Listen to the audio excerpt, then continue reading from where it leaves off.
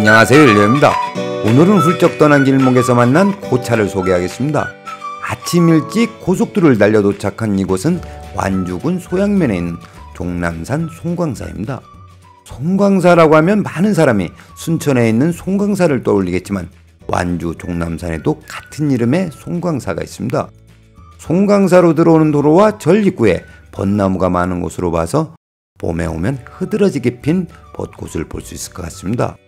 그리고 종남산이라는 지명의 유래는 백두대간이 남서쪽으로 달려오다가 멈췄기 때문에 종남산이라고 했으며 그 아래 세워진 가람이 종남산 송광사입니다. 종남산 송광사는 통일신라 경문한 7년 도의선사가 창건했다고 하니 유서 깊은 천년고찰입니다. 송광사의 원래 명칭은 백년사였으며 한때는 일주문이 이곳에서 3km나 떨어진 곳에 있을 정도로 사찰의 규모가 컸다고 합니다. 세상사가 다 그렇듯 송광사 또한 세월의 부침이 심했으며 임진왜란 때는 사찰 전체가 전소되었습니다. 송광사가 임진왜란을 피해가지 못했던 이유는 군사 요충지였기 때문입니다. 임진왜란 때 이 지역에서 치열한 전투가 있었는데 그것은 임진왜란의 흐름을 바꿔놓은 웅치전투와 안덕원 전투입니다. 왜군과 싸워 대승을 거둔 안덕원 전투에서 소양면에 많은 사람이 의병으로 참전하였다가 전사했으며 그때 송광사도 전소되었다고 합니다. 이 대목에서 안덕원 전투에 대해 말씀드리면 한양과 평안까지 점령한 왜군은 전라도로 눈을 돌렸습니다. 그 이유는 곡창지대를 점령하여 군량민을 확보하고 나아가 후방의 안정을 도모하려는 목적이 있었습니다. 왜군이 전라도를 점령하기 위해서는 웅치고개와 이치고개를 넘어야 했습니다. 그래서 진안에서 완주로 넘어가는 웅치고개에서 전투가 벌어졌고 조선군은 결상전으로 싸웠지만 결국 물러설 수밖에 없었습니다. 전투에서 승리한 왜군은 웅치고개를 넘어와 전주성을 공격하기 위해 안덕원에 주둔하였습니다. 그러자 황진 장군이 군사를 이끌고 이른 새벽 왜군의 본진을 기습 공격하여 적장 1명과 왜군 3,000명을 괴멸시켰다고 합니다. 임진왜란이 일어나고 최초로 육지전에서 승리한 전투입니다. 만약 이 전투에서 패했다면 임진왜란은 장기전으로 돌입했을 뿐만 아니라 바다에서 싸우는 이순신 장군은 고립되어 해상에서 고전을 면치 못했으리라 생각됩니다. 그리고 안덕원 전투를 승리로 이끈 황진 장군은 황희정승의 5대 손으로 임진왜란의 영웅입니다. 해서 바다에는 이순신, 육지에는 황진이라는 말이 있습니다. 다시 본론으로 들어와 난리가 끝나고 광해군 14년에 이르러 폐허가 된 절터에 송광사는 개창되었습니다. 그리고 인조 때에 이르러서는 병자호란의 피폐한 민심을 달래기 위해 벼감선사를 송광사로 보냈고 그의 노력으로 지금과 같은 모습으로 충창되었다고 합니다. 따라서 송광사의 모든 건물은 임진왜란이 끝나고 새롭게 배치되었다고 판단됩니다. 그리고 병자호란으로 소현세자와 복림대군 두 왕세자가 청나라의 볼모로 잡혀갔을 때 두 왕세자의 무사환국과 국난의 아픔을 치유하기 위한 호국원찰로 지정했답니다. 그래서 그런지 나라에 변고가 있으면 대웅전, 나한전, 지장전의 불상이 많은 땀과 눈물을 흘렸다는 이야기가 전해지고 있습니다.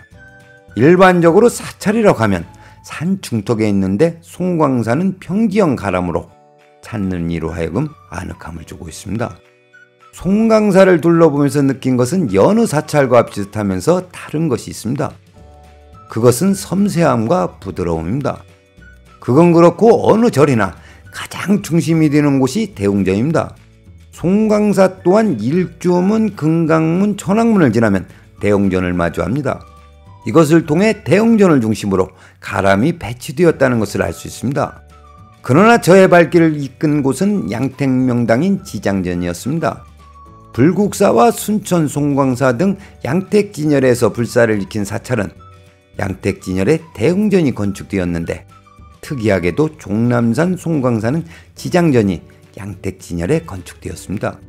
지도를 보시면 인기조화선으로 달려온 생기가 후천 곤방으로 내려와 지장전에서 진열을 생성하고 남은 여기는 요사체 바로 뒤에 있는 연지에서 멈추었습니다. 이 대목에서 송강사의 중심이 되는 대웅전을 이 자리에 건축하지 않고 지장전을 건축했는가에 대해서 생각을 해보았습니다. 혹시 지장전 뒤편에 흐른 개천 때문이 아닌가 하는 의심이 들었습니다. 일반적으로 생기는 물을 만나면 더 이상 전진을 하지 못하고 멈춘다고 생각하기 때문에 지장전 방향으로 생기가 내려오지 않는다고 판단했던 것 같습니다. 그리고 임진을 하는 때 전수되어 폐허가 된 자리에 다시 불사를 일으키면서 대웅전과 지장전 등 가람의 배치를 새롭게 정하지 않았나 싶습니다. 제가 이렇게 생각하는 이유는 고려시대와 조선시대를 구분하면 시대마다 풍수 논리를 적용하는 과정이 사뭇 달랐다고 생각하기 때문입니다.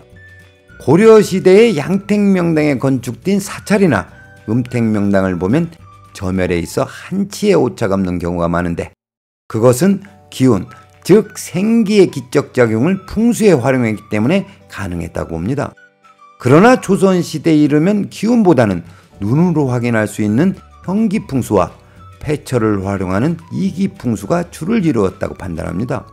그렇다 보니 내룡과 삭격은 수려하지만 실현한 사례가 많습니다.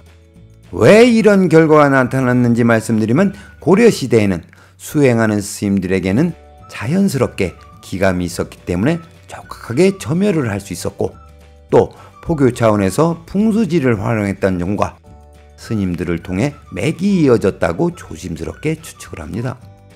그러나 조선시대에 들어와서는 배불승유 정책과 풍토에서 스님들보다는 선비나 잡과시험을 통과한 직관들이 풍수계의 전면에서 활동하기 시작하였습니다. 그러다 보니 보이지 않는 기운보다는 눈으로 식별할 수 있는 형기와 형세 그리고 설명 가능한 풍수 논리로 바뀌었다고 봅니다. 한 예로 조선왕조실록을 보면 왕릉을 조성할 때 많은 신하가 상소를 올려 네가 옳으니 내가 옳으니 하며 각자의 풍수 논리를 주장하였습니다.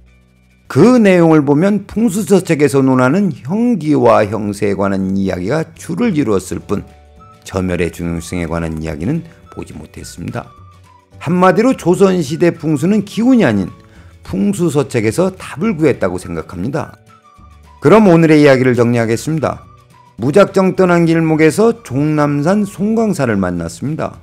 오랜 세월 속에서 흥망성쇠를 도두히 견뎌낸 송광사. 세월이 빚어낸 아름다움을 간직한 이곳 송광사는 진흙에서 핀 연꽃이었습니다. 오늘은 여기까지 하겠습니다. 시청해주셔서 감사합니다. 구독과 좋아요, 알림 설정은 필수!